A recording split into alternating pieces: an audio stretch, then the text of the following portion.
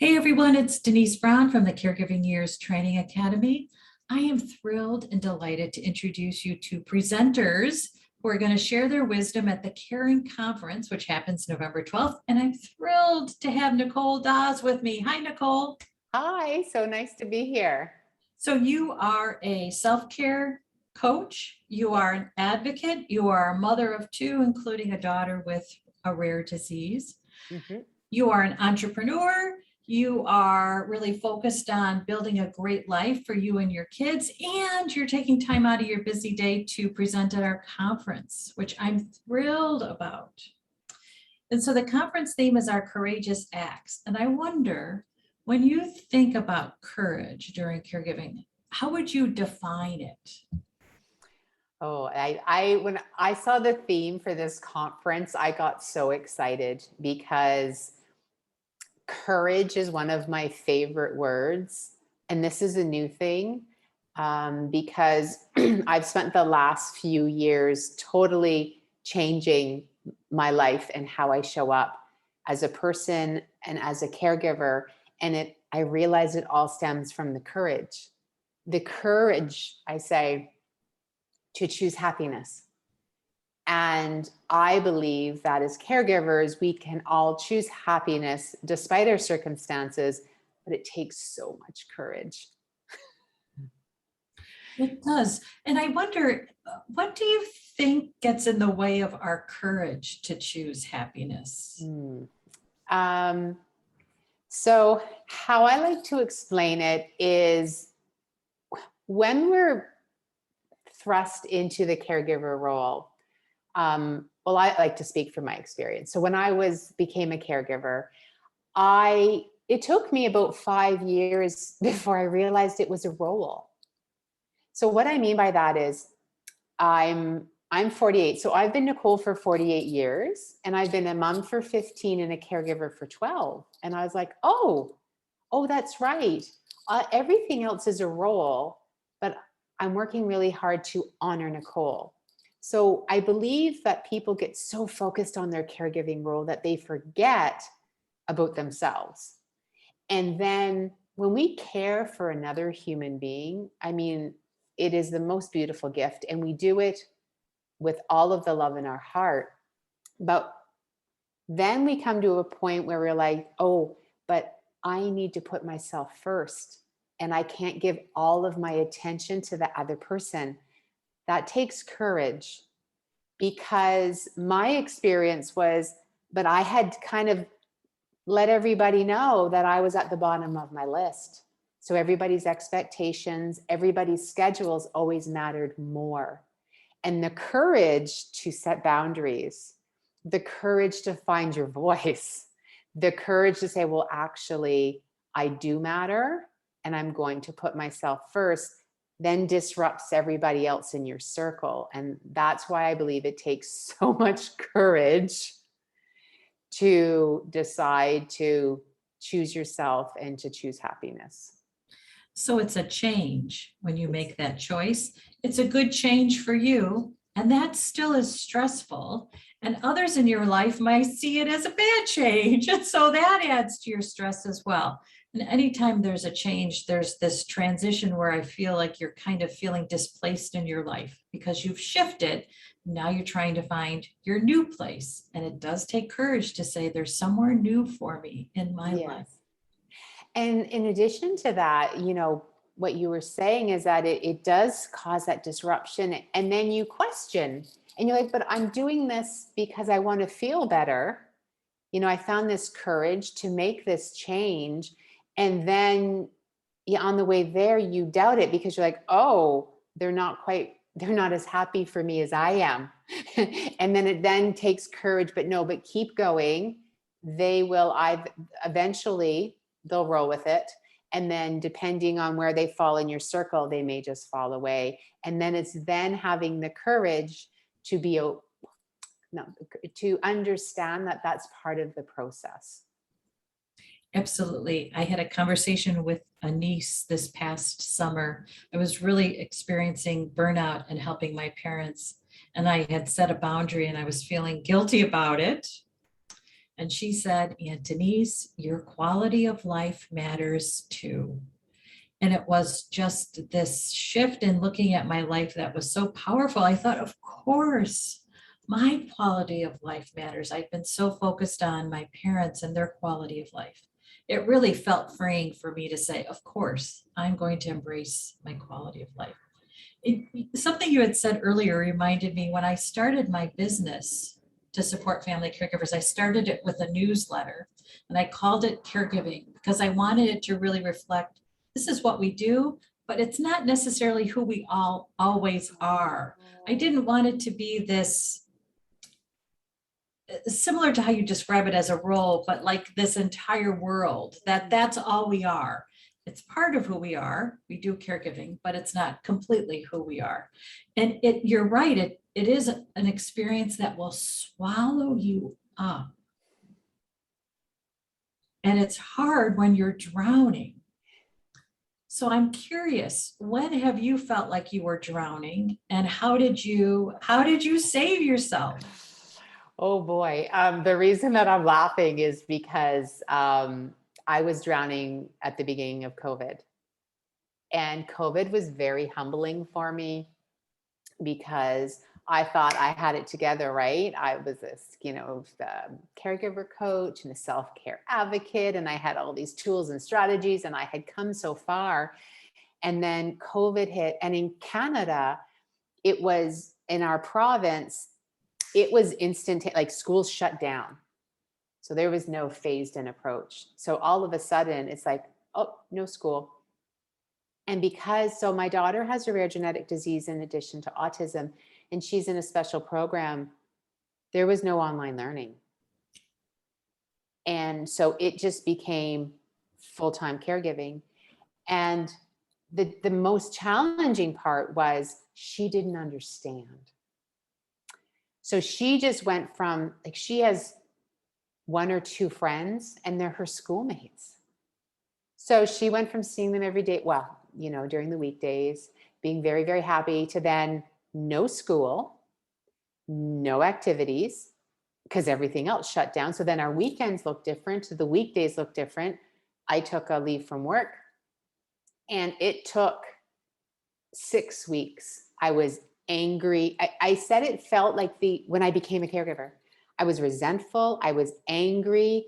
I felt I had no control over any decision in my life. Everyone else was making decisions. It was the government, it was the schools, it was businesses shutting down. And it took both of us a while to adjust.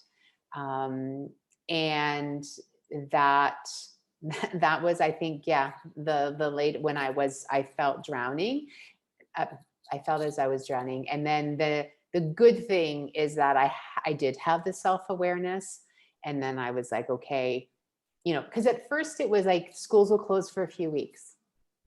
And then they prolonged it, and then they prolonged it. And then I have some good friends who are teachers. They're like, Nicole, school's not opening again before, like, you are in this until the long haul. And I was like, what? And they're like, yeah, September will be the earliest summer goes back to school. And that really is what shook, like, oh, I need to stop looking at dates and like, okay, I'm just doing this until this date. And then like, I need to be present. I need to be here for my daughter. And I just need to get back into it and focus on those things I can do. And another thing, in addition to it being March, it was still cold, snowy, wintry, in Canada. And so that was part of it as well. And so when spring came, I think that also just helped, being able to get outside, and we started doing daily walks, and all of these small things made such a big difference. I had a really big insight about the word welcome, and your story reminds me about that. So I created a 6 stages of caregiving concept. Yes. Yeah, in 1997, and I refined it, retooled it, really reflected on it, and I had this major aha about the word welcome, which is the key word in the fourth stage. And the idea is once you get into the fourth stage, you're kind of like, okay, this is my life. I'm just going to move through it. I'm not so shocked by all the shocking things that happen. And it's this idea that I'm going to welcome the experience. And my insight was we also have to welcome our emotions. Yes. Which is what you just described. I think early on when we are moving through caregiving, and it's when we're in the entrenched stage, which is the third stage, you fight the emotions because you think, how can I be this person that has these really strong reactions? And so you just try to keep them in. And then you realize, I have a right to have this emotional response. I have a right to be frustrated about this situation. I have a right to be angry. I have a right to feel overwhelmed. And then it allows you to work through it because the emotions don't control you. You've given them air, so you can welcome the emotions. Oh, I agree 100%. I love that. I had personally just buried them. It wasn't even ignoring them. Like, oh, you're an emotion. You just go here. And I called it my little black box. And so the part of the reason why I find the COVID story so entertaining, Denise, is I set an intention in December 2019 to actually address my emotions. I knew I had buried them. And so literally in January 2020, I started the process of working with someone to start to uncover everything that I had kept in around my caregiving experience. And so that's why it was even more shocking. So the good news is I had started the work, but then what was more shocking that when COVID hit, that it was just boom, it felt like that second tsunami that hit. And it was just like, oh my goodness. But I guess in hindsight, I never even thought of that. I was so thankful that I at least had opened, so I didn't just keep burying them and became a really angry and, unpleasant caregiving mother with my two kids at home. So, and then I laugh and I'm like, oh, I'm getting really good content though. Right. I know. It's another chapter for the book, right? It's another blog post for the website. Oh, Exactly. Yeah, absolutely. Sometimes I think, you know what? I don't need any more content. I'm good. I know. Like, did I sign up for like the Olympics of caregiving or something? Like, we're like, am I a Rhodes Scholar or like for like dealing with personal events? And no one like let me know. I know sometimes I'm like, voila, I'm happy to just, chill. I used to do an annual family caregiver survey, and one of the survey respondents many years ago wrote this comment that I just always remember and I always love, and that is, we have a PhD in our caree. And I thought, it's just such a clever way to describe it, and it's so true. We are gaining all this knowledge and wisdom, and sometimes we just would like a break from gaining all this knowledge and wisdom, right? And it's, what's interesting too, you talked about the knowledge and wisdom you gained around yourself. Yeah. But then there's knowledge and wisdom gained around a situation that's completely out of your control. And then it's knowledge and wisdom around caregiving and parenting. Yes. Which is a lot of processing. I know. Oh my goodness. Yes. Oh, it's so funny you said family, and, talking about courage is I can talk about my daughter till I'm blue in the face. It takes a lot of courage to forgive myself for maybe how I didn't show up as the best mother for my son as a sibling. That has taken a lot more work than kind of looking back and looking those times where I lost my patience with my daughter. I mean, not that I'm proud of that, but as I said, the dynamic of the siblings is that's still very tender. Yeah. We're just works in progress, aren't we? Yeah. Yeah. Okay, so I'm looking forward to your presentation at the conference, and the conference is November 12th, and you're going to help us really find our hope during our experience. And I wonder if you could give us just a little teaser of what we can expect during your workshop. Oh, so I approach the role of caregiving, I say, well, not in your presence, Denise, but differently than a lot of other caregivers, because my mission is to change the conversation, to celebrate the journey, and to help honor caregivers, that they can really see the value of who they are as people and not just their caregiver role. And I know that you do that already. And so for me, I'm just going to help caregivers appreciate how they spend so much time focused on the task of being a caregiver and all of the different, themes that come under the caregiver role. So it's a researcher, and then you're like become a financial wizard, and then you're an organizer, and you're a chauffeur, and all of those things. And it's helping caregivers in a very humorous way as well, finding the courage to not only like find like radical happiness. And that is very off-putting for some caregivers. They're like, how dare you? But because I'm a caregiver, I'm like, but you can do it. And so for me, it's really sharing the hope in the different ways we can do it. And my vision is always to remove barriers and excuses.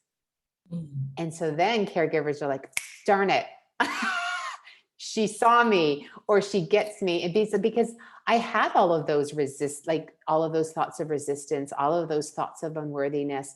And it's really helping people, as I said, find that courage to even believe for the time of the presentation that they are worthy of taking care of themselves or taking time for themselves.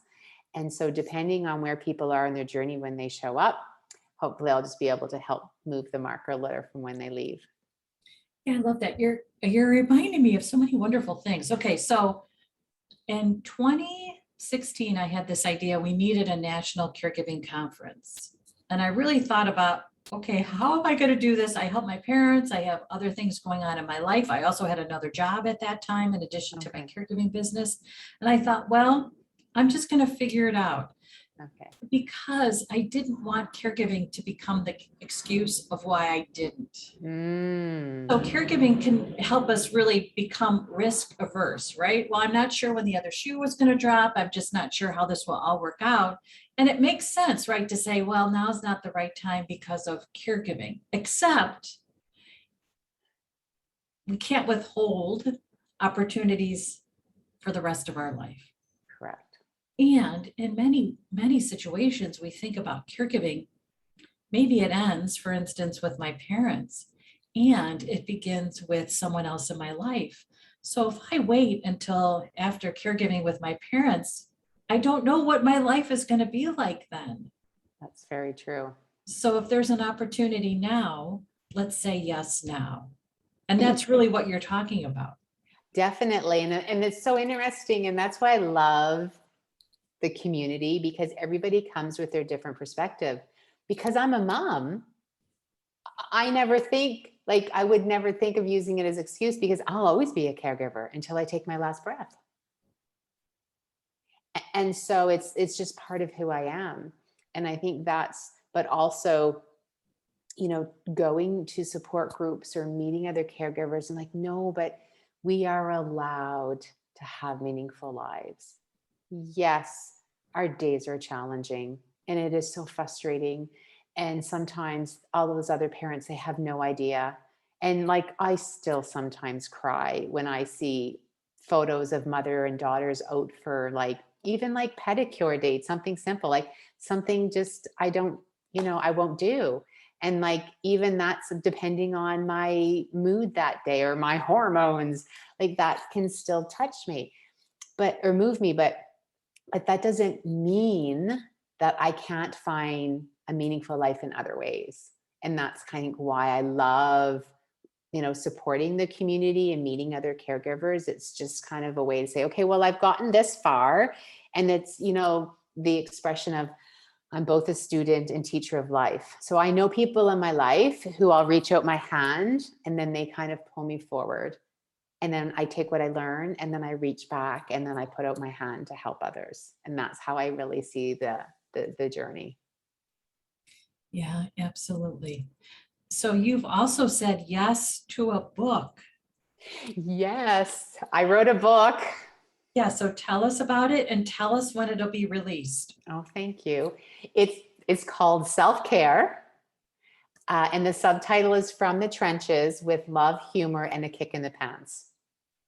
Because it's not your average self-care book, and it is infused with personal stories.